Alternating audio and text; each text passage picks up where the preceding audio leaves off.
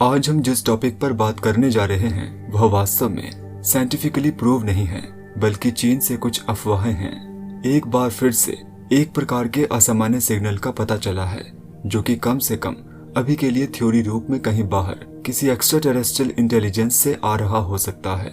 यह सिग्नल चीन के 500 मीटर अपर्चर रेडियो टेलीस्कोप द्वारा डिटेक्ट किया गया है, जिसे फास्ट के नाम से भी जाना जाता है। दुनिया का सबसे सेंसिटिव रेडियो टेलीस्कोप, जो कि दक्षिण पश्चिम चीन के गायजू में स्थित है। एक सिग्नल जो किसी बाहरी एक्सोप्लैनेट से हो सकता है, लेकिन इससे मिलते जुलते पिछले कुछ सिग्नल्स का पता लगाने की तरह, जिन्हें मैं अभी मेंशन करने जा रहा हूँ। यह मौजूदा सिग्नल भी अत्यंत प्रारंभिक डिटेक्शन है।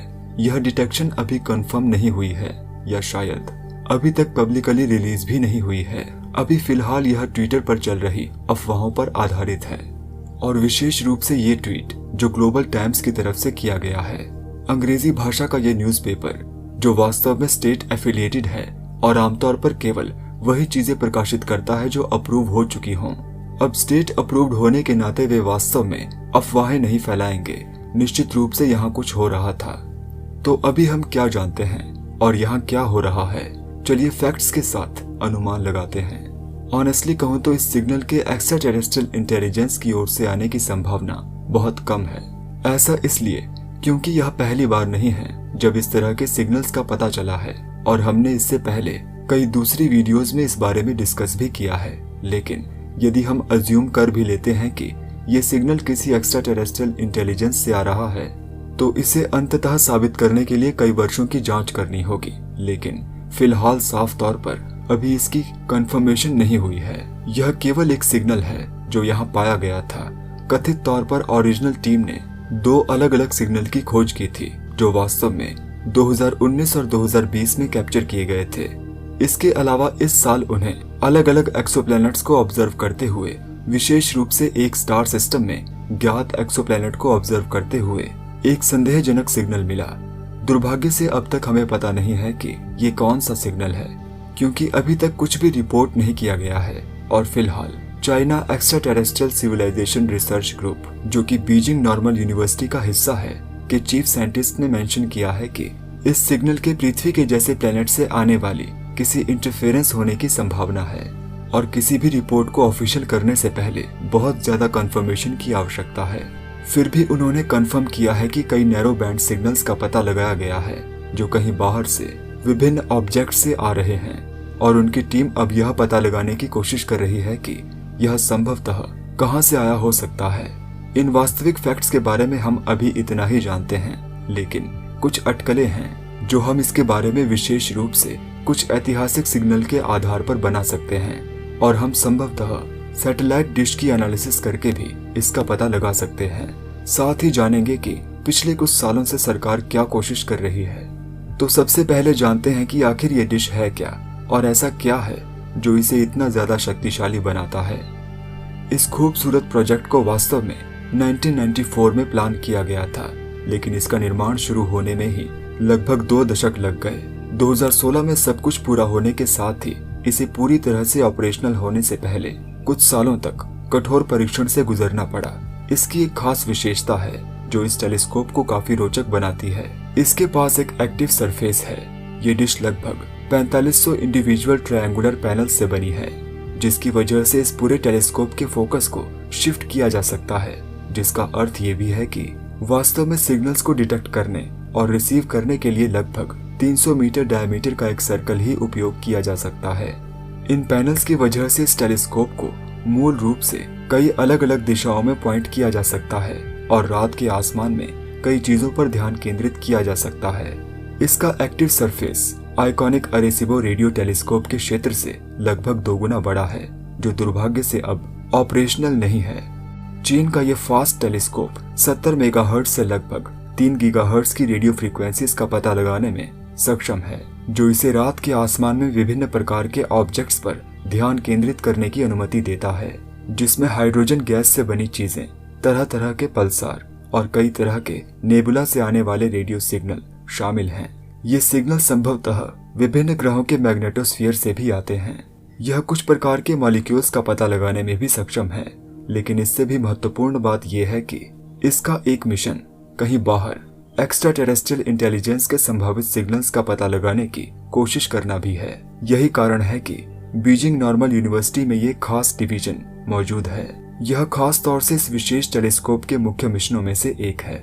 लेकिन ये टेलीस्कोप भी समस्याओं के बिना नहीं है और कुछ कंट्रोवर्सीज के बिना भी नहीं है, जो पहले से ही कुछ इश्यूज को पैदा कर रहे हैं। 2015 से पहले जब टेलीस्कोप का शुरुआती निर्माण चल रहा था, उस दौरान टेलीस्कोप बनाने वाले इंजीनियरों ने महसूस किया कि रेडियो फ्रीक्वेंसी इंटरफेरेंस को दबाने की कोशिश करने के लिए उन्हें काफी शील्ड जोड़ने की आवश्यकता है और इस केस में इन विशेष एक्चुएटर्स को फिर से डिजाइन करना पड़ा और इससे पहले इनका कहीं परीक्षण भी नहीं किया गया था।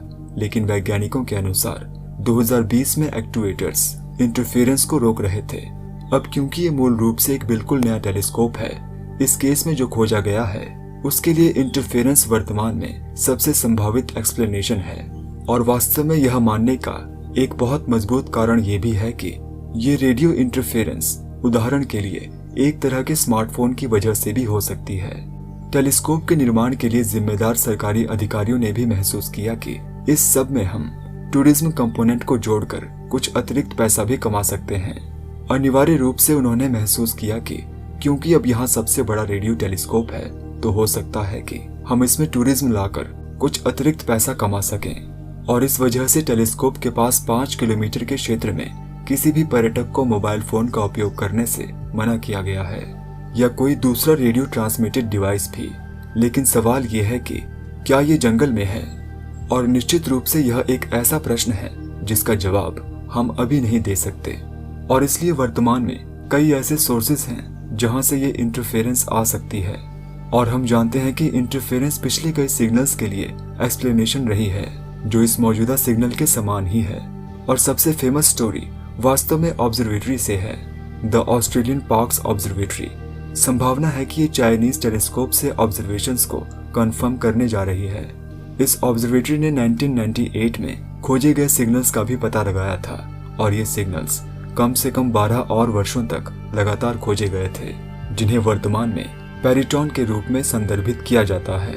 ये नाम एक असामान्य मिथोलॉजिकल क्रिएचर के नाम पर रखा गया है, लेकिन लगभग 1 दशक पहले यह पता चला कि ये असामान्य सिग्नल सचमुच किसी के द्वारा गलती से माइक्रोवेव ओवन को टर्न ऑफ किए बिना खोलने के कारण कैप्चर हुए थे।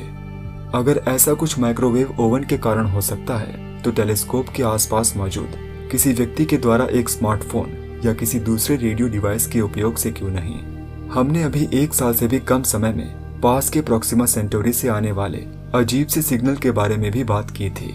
सिग्नल जो थोड़ा बहुत अजीब था और काफी आर्टिफिशियल भी लग रहा था। फिर कुछ ही महीनों के भीतर यह पता चला कि इस केस में सिग्नल के किसी प्रकार के उपग्रह से आने की संभावना है, जो कई दूसरे उपग्रहों के साथ प्लेनेट की परिक्रमा कर रहा है, जिनका बहुत जल्द बाद में पता चला।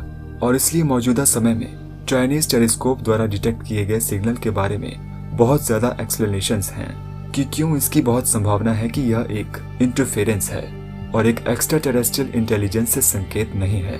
लेकिन कोई भी उनकी इस खोज को डिफेम नहीं कर रहा है और बहुत से वैज्ञानिक वास्तव में अपने डेटा के माध्यम से इस सिग्नल के बारे में जानने के लिए बहुत उत्साहित हैं। और निश्चित रूप से दूसरे रेडियो टेलीस्कोप्स जैसे कि ग्रीन बैंक ऑब्जर्वेटरी या ऑस्ट्रेलियन पार्क्स ऑब्जर्वेटरी का उपयोग करके इसे कंफर्म करने या इसका खंडन करने की कोशिश कर रहे हैं। लेकिन इस तरह के सिग्नल का पहली बार पता लगाना और चीन की ओर से ऑफिशियली इस तरह की पहली घोषणा होने के कारण यह काफी एक्साइटमेंट क्रिएट करता है। मैं भी यह देखने के लिए बहुत उत्साहित हूँ कि वे अब किस बारे में बात करने जा रहे हैं या अगले कुछ महीनों के लिए वे इसे कैसे समझाएंगे। उम्मीद है कि हम इस बारे में अभी और जानेंगे। दुर्भाग्य से अभी के लिए तो सिर्फ ये एक अफवाह ही है।